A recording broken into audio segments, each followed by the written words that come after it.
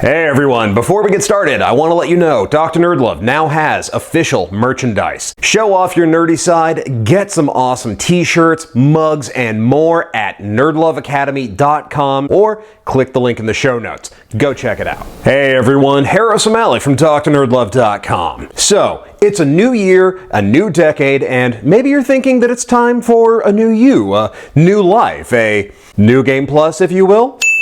I'm just saying. I mean, this is the time when we all make promises to improve ourselves in ways that we may mean at the time, but fall to the wayside by the middle of March, which coincidentally is about the same time when the weight room isn't packed to the gills and I can get back to my regular lifting routine without having to wait 20 minutes to switch in on the bench press. One of those common resolutions is to decide that you are going to fix up your dating life and find yourself that perfect girlfriend, maybe girlfriends plural, who knows. And look, I am firmly of the opinion that New Year's resolutions are frankly kind of bullshit. But I want to help you make sure that you actually achieve this one. And to do that, I want to help you find the woman of your dreams, someone who is absolutely the right woman for you.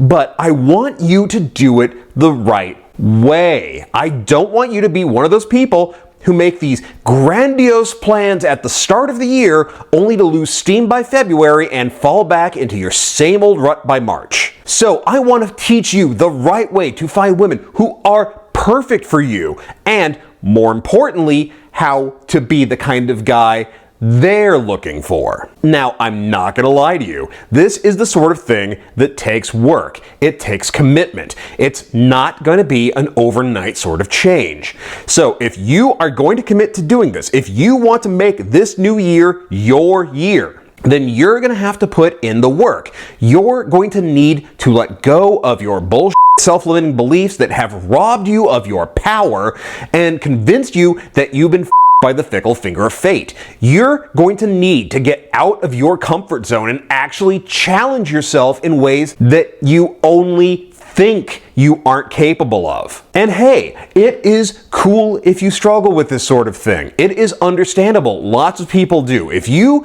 want to join a bunch of awesome like-minded folks who are on the same journey as you and who are ready to help and support you, then join my private Facebook group, NerdLove Academy, at facebook.com/groups/Dr. NerdLove. So, let's talk about how you go about finding the women who are perfect for you. One of the things I am always telling my clients is that dating is a numbers game.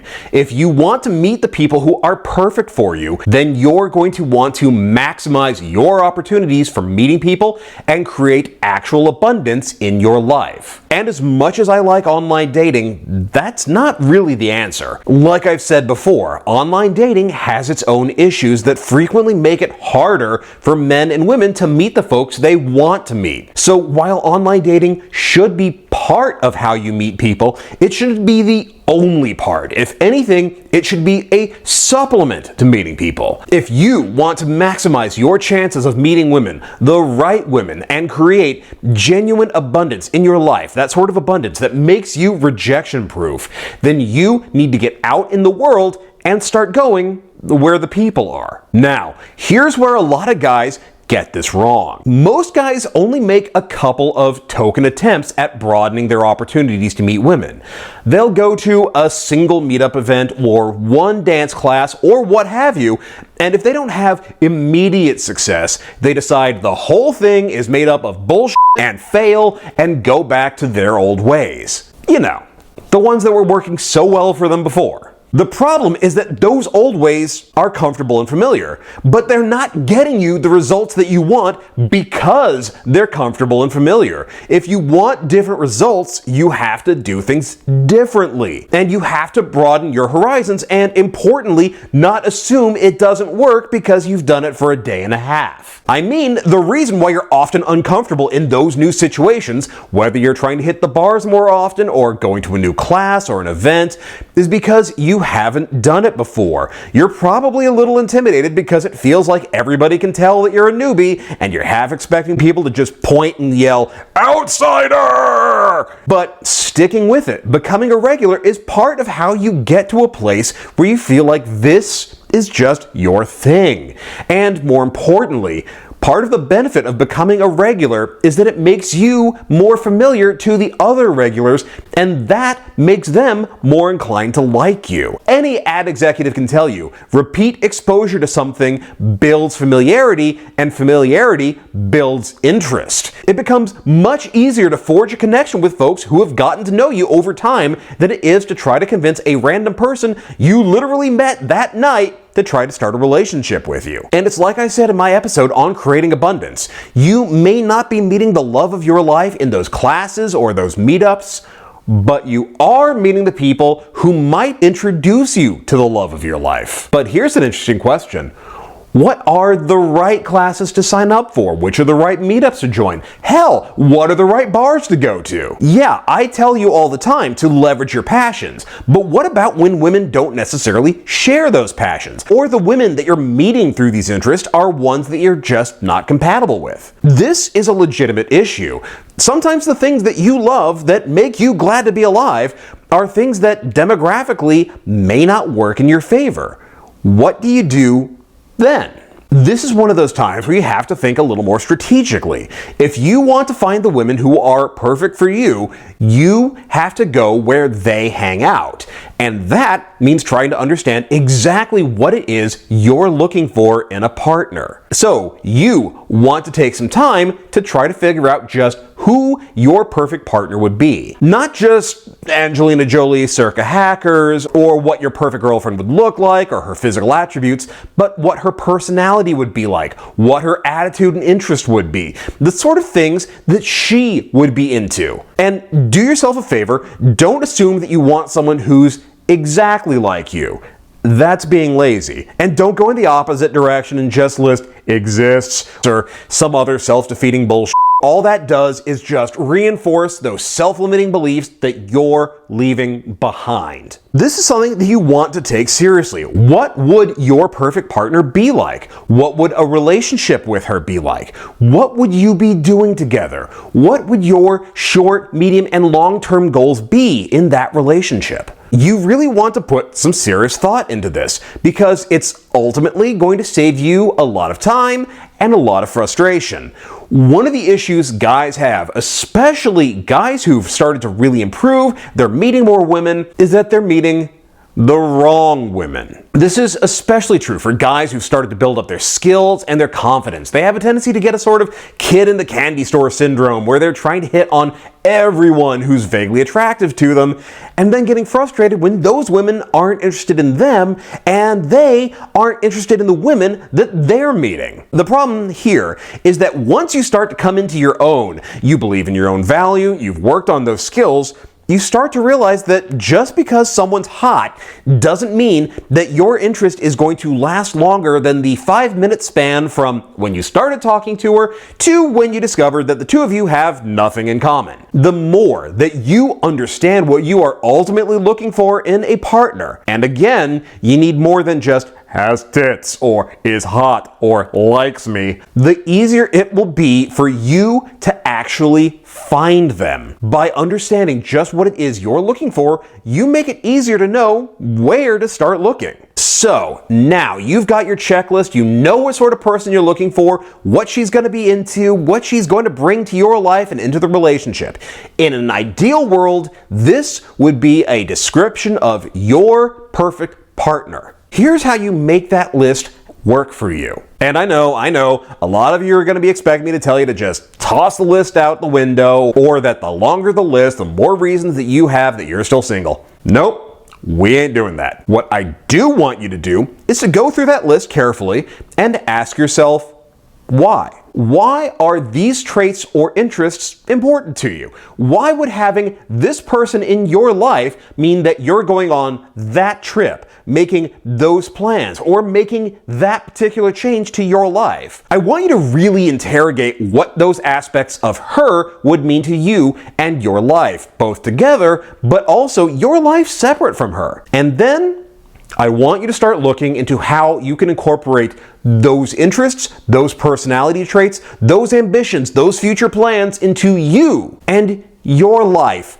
now. Because here's the thing, a lot of times the traits that we're looking for in our partners are ultimately the things that we wish we had in ourselves. We look for them in our partners because we want those things in our lives, but we feel like we need someone else to provide them, or in a very real way to somehow unlock those qualities in us. This is part of the appeal of the manic pixie dream girl in movies or the various magical girlfriend anime. The presence of these women in the protagonist's lives make them better men because, well, reasons. And while there's a lot to unpack about how this fantasy continues to exist even in the year of our Lord 2020, the more important question is, why wait for a woman to bring those changes into your life when you could be making those changes now by yourself?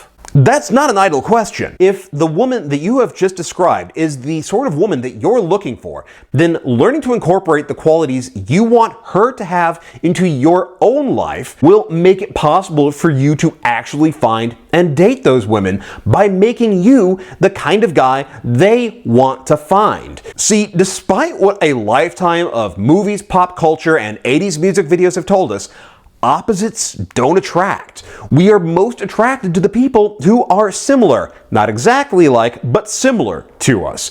It's part of why we'll bond so quickly with people who love the same movies or shows or podcasts that we do. But it's also why we fall for the people that we do. More often than not, they're like us in a multitude of ways, from our values to our personalities or our backgrounds, from our interests to our ambitions.